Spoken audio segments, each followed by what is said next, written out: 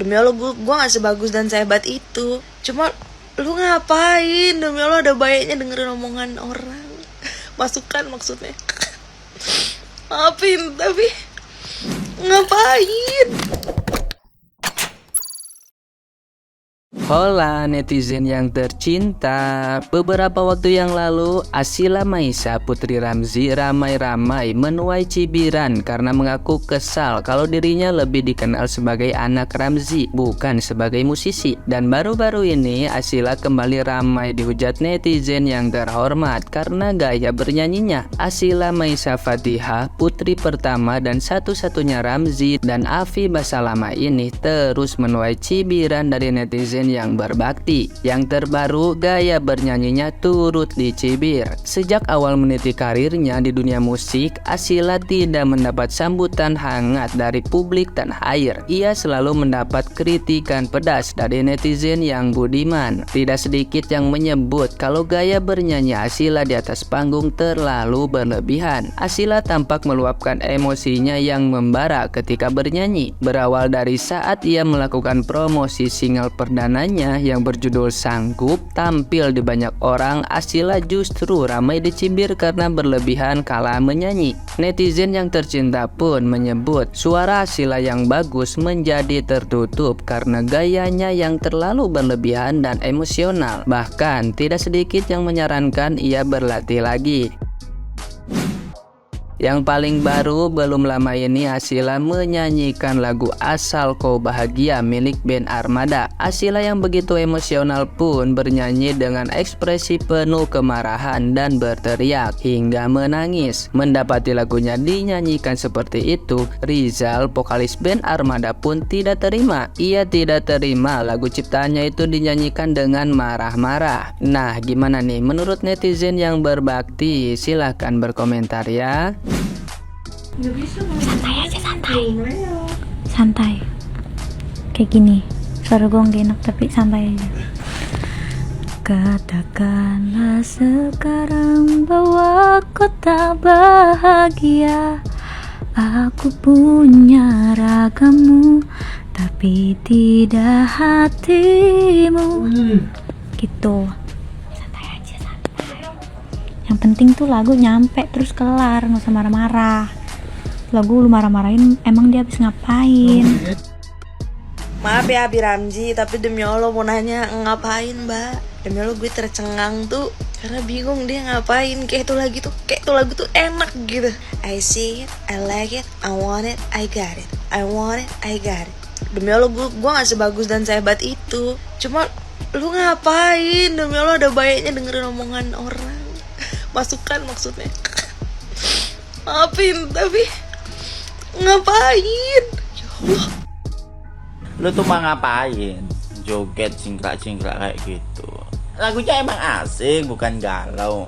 Tapi gak usah segitunya kali. Lu juga gak ada panggung gitu. Gak ada penonton. Yang paling cuma kru-kru aja yang ada.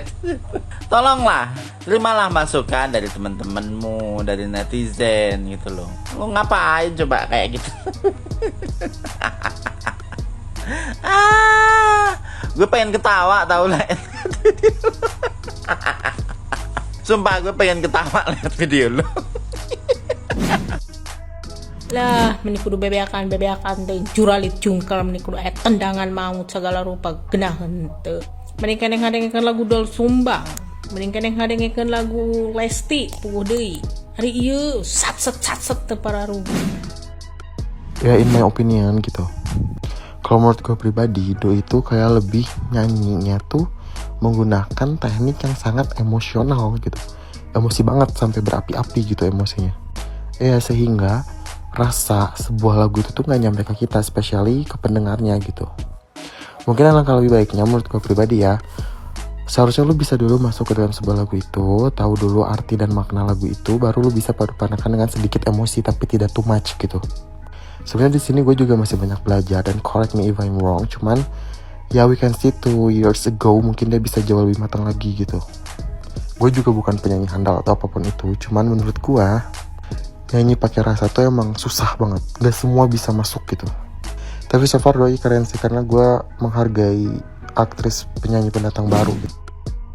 Sumpah aku jadi lupa sama nada aslinya Ariana Grande. Sampai lupa gimana sih ini aslinya tuh kayak gimana nyanyinya gitu. Orang boleh nggak sih pede? Boleh kok, tapi jangan over pede ya. Jadinya jatuhnya lebay. Boleh nggak sih energik? Boleh, tapi jangan over energik juga. Nanti takutnya nggak kontrol. Jadi kayak suaranya kemana-mana gitu. Asila ini kalau misal kursus sama gurunya Agnes Mo vokal tuh siapa?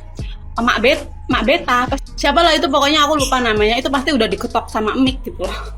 Diketok mic kepalanya gitu. Soalnya kan kalau guru vokalnya Agnes Mo itu kan kritis banget ya orangnya, nggak suka yang namanya lebay gitu, nggak suka yang overpowering juga gitu. Karena memang jadi nggak enak lagunya gitu loh.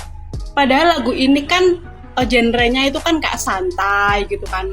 Emang sih boleh dibikin genre yang lain mungkin kayak lebih energik. Cuman kalau kasusnya Asila ini kayak lebih ke overpowering. Jadinya kayak pecah. Bukan bermaksud menggurui ya, aku juga nggak bisa kalau disuruh nyanyi yang bagus gitu. Cuman kan telinga orang itu kan kayak gimana sih kalau ngomong, kalau ngedengerin gitu kan ya ada yang ngerasa enak, ada yang nggak enak gitu kan. Kayak mending nyanyinya Keisha gitu nggak sih, yang kayak kemarin dihujat yang nada tingginya nggak kesampaian. Mending itu kalau aku mah, soalnya dia kan nggak over gitu kan, jadinya ya udah gitu. Untuk Asila coba deh dengerin kritikan orang gitu loh. Belajar lagi nyanyinya, belajar lagi ngontrol emosinya, belajar lagi ngontrol energinya. Jangan over pede ya, say. Karir kamu tuh masih panjang banget, sayang kalau terhenti gara-gara kamu nggak dengerin orang. Bye. Buat netizen yang menghujat ataupun juga memuji, sebenarnya itu tetap sih jadi bagian daripada promosi itu anak. Mau lu hujat, mau lu puji, apalagi dengan perbincangan netizen yang banyak banget gitu kan, entah itu di TikTok ataupun di media sosial lainnya, tetap aja itu akan membuat dia menjadi penyanyi meskipun ya suaranya tidak bagus atau dibilang jelek sekalipun atau dibilang hancur sekalipun, tetap aja buat dia itu sebagai promosi dia, karena semakin banyak dihujat, semakin banyak juga dibicarakan oleh netizen di mana-mana, itu akan membuat dia semakin terkenal. Tetap aja nilai plusnya itu ya buat si Asila itu sendiri, karena mau jalurnya itu prestasi bernyanyi ataupun jalurnya itu jelek bernyanyi, kalau misalkan banyak netizen yang sudah membicarakannya, banyak komentar-komentar meskipun itu negatif, tetap aja penghasilannya bakal banyak banget biar. Contoh aja sini kita Mirzani kan, kalaupun dia sekarang udah gak muncul di TV, dia live Instagram atau TikTok meskipun dihujat, ya penghasilan ya buat dia, karena banyak yang hujat, otomatis banyak yang komen, otomatis video-videonya bakal ditonton ya, dan itu ya menghasilkan gitu kan, AdSense buat dia. Begitu juga dengan si Asila tuh sekarang, meskipun dihujat, meskipun di caci maki atau segala macam oleh netizen, dia yang bakal banjir job. Dan kalian para pembenci dapat apa sebenarnya dari apa yang kalian lakukan? Hanya dapat dosa sebagai seseorang yang mencaci, sebagai seseorang yang menghujat. Jadi kalau ingin tidak terkenal ya biarin aja, ada VT-nya lewat cukup di scroll, ada videonya lewat cukup di skip, ya udah. Kalau kalian tetap berkomentar ya tetap dia yang dapat untungnya dengan hal itu.